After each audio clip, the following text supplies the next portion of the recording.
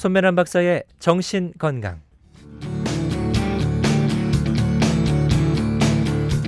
이 시간 한국상담개발원 원장이자 경기대학교 심리상담 전문연구원 주임교수인 손면한 박사님과 함께합니다.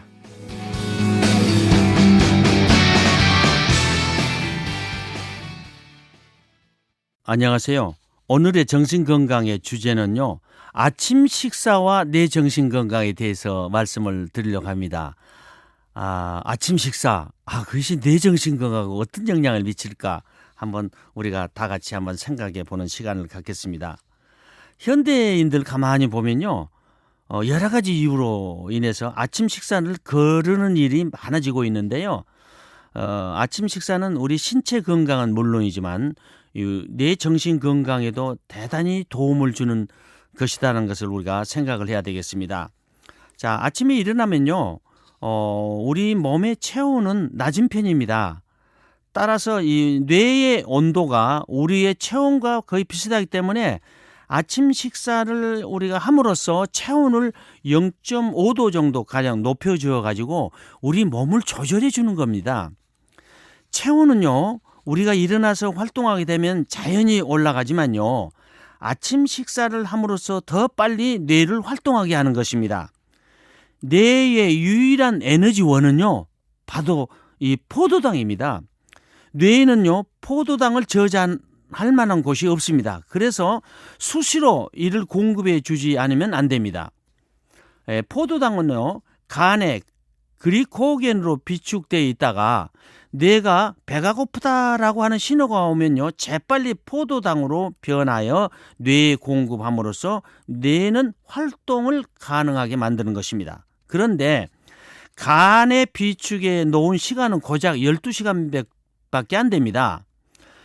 12시간이 지나면요, 예비 포도당은 다 사라져 버립니다. 그러니까 저녁에 우리가 식사를 7시에 했다면요, 아침 7시가 되면 포도당이 다 고갈된 상태라는 것입니다. 이때 아침 식사를 거르게 되면요, 뇌에 포도당이 결핍되어서 힘이 없고 집중력도 떨어지고 지적인 활동이 둔해질 수밖에 없는 것입니다. 그래서 우리가 아침을 거르고 심한 공복 후에 과식을 하게 되면요, 또 혈중 포도당의 수치가 갑자기 높아져 가지고 인슐린의 분비가 촉진되어서 섭취 열량이 대부분 체지방으로 축적돼 가지고 다이어트 효과에도 악영향을 미치게 되는 것입니다. 두 끼만 먹을 생각을 하면 아침보다 저녁을 거르는 것이 더 낫습니다. 식사를 한 후에요, 위장이 음식물이 소화되고 영양분이 흡수되어서 혈액 중에 포도당이 증가되거나 포만감을 느끼게 되는데, 영양분이 가득한 혈액이 뇌에 들어가지 않으면 아무런 의미가 없습니다. 그러니까 우리가 이제 저녁에 탄수화물 식사를 하라고 하는 것은 저녁 식사를 탄수화물 많이 하라 그런 말이 아니죠. 약간만 먹어도요, 이 탄수화물이 이제 이 간에서 이렇게 글라이코겐으로 저장이 됩니다. 그러다가 이제 뇌가 포도당이 부족하다 그러면 그때 이제 포도당으로 만들어져 가지고 뇌를 계속 공급을 해 주어서 우리가 밤에도 우리가 건강한 뇌 기능을 유지할 수가 있는 것입니다. 이 뇌의 기능은요, 식사 후 2시간 정도가 지나면 활발히 움직이게 되어 있습니다.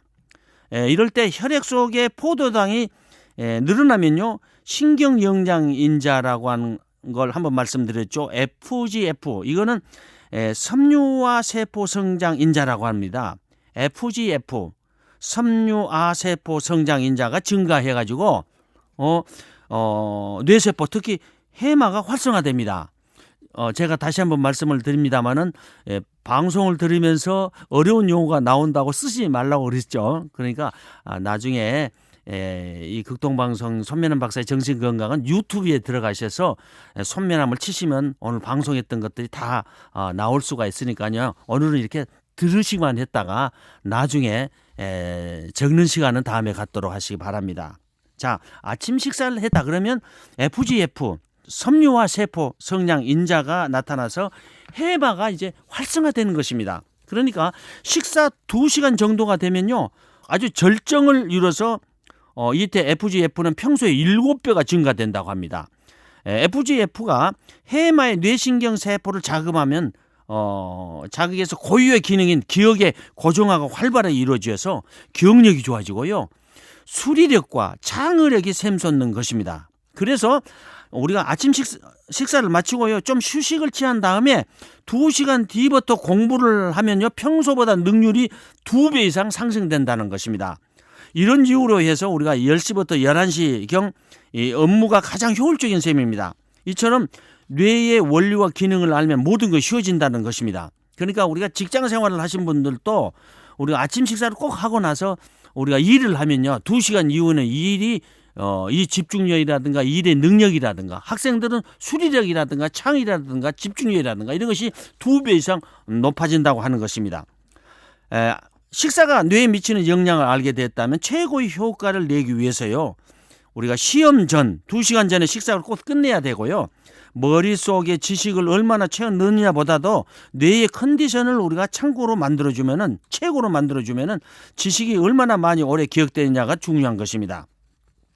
포도당은 탄수화물의 분비에 따라서 생성되기 때문에 우리가 밥이라든가 빵 그리고 콘프레이크 등의 아침 식사를 하는 것이 좋습니다. 식사를 하면요. 혈당이 올라가고 식사 때에는 최대한 많은 혈액을 뇌로 보내게 되는 것입니다. 우리가 그러려면 과식을 하지 말고요. 식사를 꼬박꼬박 하는 습관이 최고 좋은 방법이고요. 식사할 때는 음식물을 천천히 씹는 게 최고입니다. 이 씹는 것을 제가 지금 강조를 하려고 하는데요. 씹을 때마다 대뇌 신경세포가 활발하게 움직여져 가지고 대뇌의 망상체가 특히 뇌간의 망상체가 각성되는 것입니다. 이 씹는 운동이죠. 씹는 운동을 우리가 계속 반복을 하면요. 뇌간의 봉선에게 이 세로토닌 신경이 활성화돼 가지고요. 뇌간에 여기저기서 세로토닌 분비가 촉진되면서 분비된 세로토닌은요. 뇌혈관의 운반자에 의해서 뇌에서 혈액속으로 나타나게 됩니다. 그래서 우리가 아침 식사를 할 때 씹을 때 뭐 오징어라든가 포라든가 쥐포라든가 이런 것을 잘근잘근 씹어 먹는 거 아니면은 못했더라면 우리가 자이리톨 껌이라든가 이런 걸 씹는 행위는 대단히 뇌를 각성시키는 데 중요한 역할을 합니다. 오늘부터라도 우리가 식사를 할 때마다 음식물을 이전보다 3, 4배 더 많이 씹고 이렇게 반복 행동을 함으로써 뇌는 깨우게 되고 혈류량도 증가시켜서 행복한 하루가 되는 것이 바로 아침 식사라는 것을 주의를 해야 되겠습니다. 아침 식사를 함께 하는 일은요. 결국 뇌 발달은 물론 뇌 정신 건강에 도움이 되고 사회성 발달에 도움이 된다는 사실을 믿고요. 오늘부터 우리가 아침 식사를 꼭 그리지 말고 하시기 바랍니다. 우리가 껌을 씹기 시작하기 20분간에요. 껌을 씹는 그 이유를 측정을 해봤더니만요. 껌을 씹은 후에 30분 후가 되면요. 아주 20% 가까운 세로토닌의 혈중 농도가 증가했다는 사실입니다. 그래서 이 씹는 행위가 그렇게 중요한 만큼 우리가 아침 식사를 거르지 말고 아침 식사를 할 때 계속 씹는 이 반복 행위가 뇌의 신경 전달 물질인 세로토닌 신경을 활성화시키는 데 대단히 중요하다는 것을 우리가 깨닫고요. 금년 한 해도 우리가 정신건강을 유지하기 위해서라도 신체 건강을 유지하기 위해서라도 아침 식사를 꼭 하시기 바랍니다. 감사합니다. 좋은 하루가 되시길 바랍니다. 지금까지 한국상담개발원 원장이자 경기대학교 심리상담전문연구원 주임교수인 손면한 박사님의 정신건강으로 함께했습니다. 이 시간 방송 들으시고 무료 상담을 받기 원하시는 분들은 02-884-7590으로 연락하시기 바랍니다.